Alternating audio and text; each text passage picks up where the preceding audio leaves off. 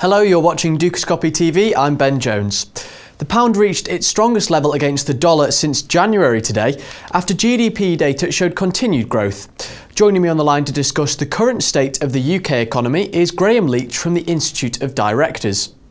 So to begin with, Graeme, yesterday the Bank of England discussed the inflation reports and have stated that even if unemployment levels fall to 7%, which is expected to happen a year sooner than originally estimated, it does not mean that interest rates will automatically be raised. Why do you think this is?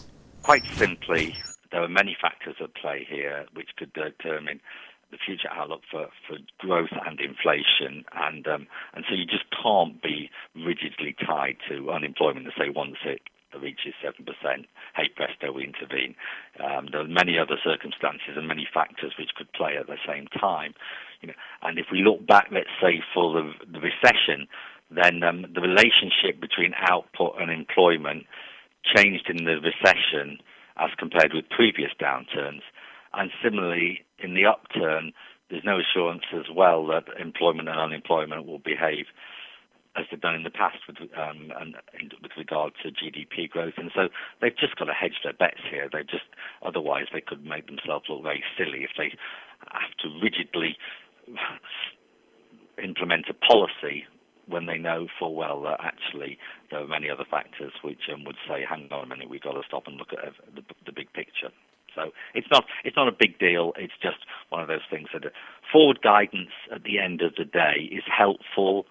It's not going to do any harm, but also if it's misused, it could do harm, and all they're trying to do is make sure that they retain their credibility, really. Now, moving on to today's GDP data, we saw the expected growth of 0.8%, but exports for the third quarter fell by 2.4%.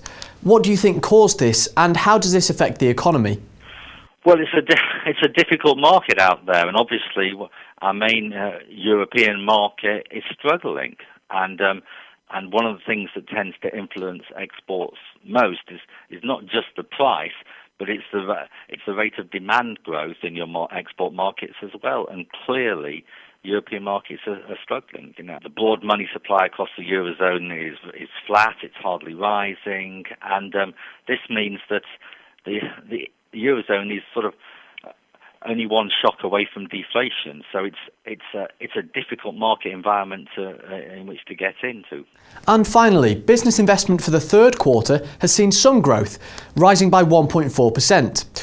What do you think this can be attributed to, and how important is this for UK economic growth in the future?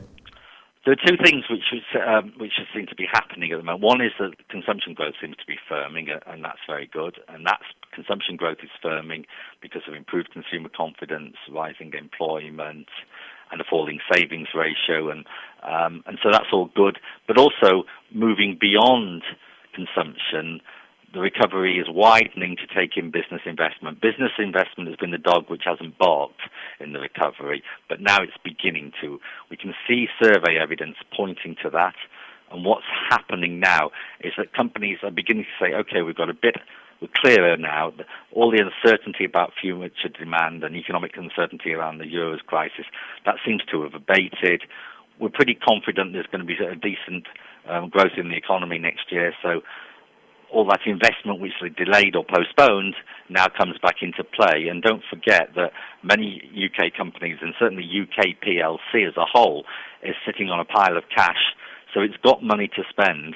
The issue here really with regard to business investment is the differential between small and large firms. Small firms are more struggling. They obviously have issues of financing with banks, so it's a bit harder for them on the financing front. But with regard to large businesses, then they really are sitting on a pile of cash, and hopefully they'll start to spend it. Graeme, thank you very much for joining me today. That is all from me, but make sure you stay tuned to Dukascopy TV for more updates and exclusive interviews. But for now, goodbye.